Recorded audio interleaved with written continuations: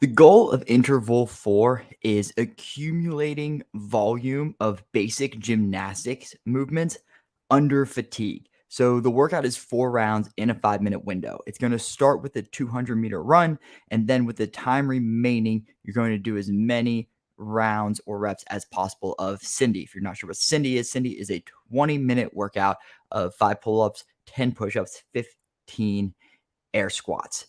We put the 200-meter run in place because we want you to be fatigued before you start those gymnastics movements. So with this run, it shouldn't be a jog. It should be as close to an all-out sprint as you can make it. Now, what that's going to do, it's going to flood your body with lactate, and then the byproduct of then you'll end up with lactic acid in there, which it gives you that burning sensation when you are working out. The goal is to create that lactate that our body uses as energy, get that lactic acid flowing through our body, and then teach our body how to dispose of it properly and how to move through it when it does come up. So as you're going through this, you may not be able to hold your pull-ups or push-ups um, exactly as you would during Cindy during the workout. So the way I want you to think of this is I want you to run 200 meters as fast as you can. Then when you come in, you're going to do your route. You're going to start your rounds of Cindy. The pull-ups and the push-ups should all be unbroken or very close to, right? Again, the goal is to accumulate as much volume as we can under fatigue.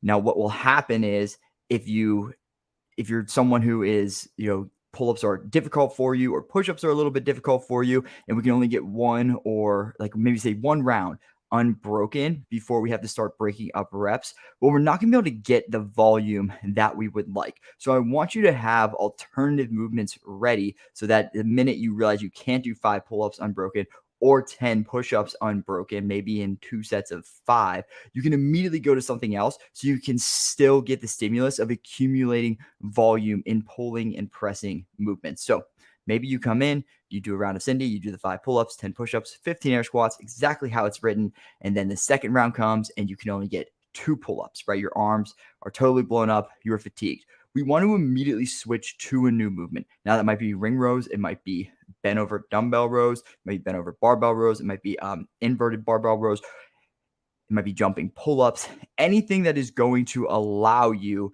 to accumulate more pulling volume under fatigue is what we want. Same thing for the push-ups. If you realize you have to break the push-ups and do more than two quick sets of 5, we want to scale to something that is going to allow us to keep moving as quickly as possible. So maybe that means switching to a box pull-up, box push-up, or maybe it means going to box dips, or maybe it means going to a floor press with dumbbells rather than a push-up. Any pressing variation is really what we want. For most of us, the air squats won't be a problem. Our legs are great at taking that lactate, using it as energy and clearing lactic acid out of it. Where we all struggle is going to be our upper body. All right. So I'm not concerned about the air squats, but for the pull-ups and the push-ups, I want you guys to have a plan so that you can accumulate as many reps and as much volume as possible under fatigue.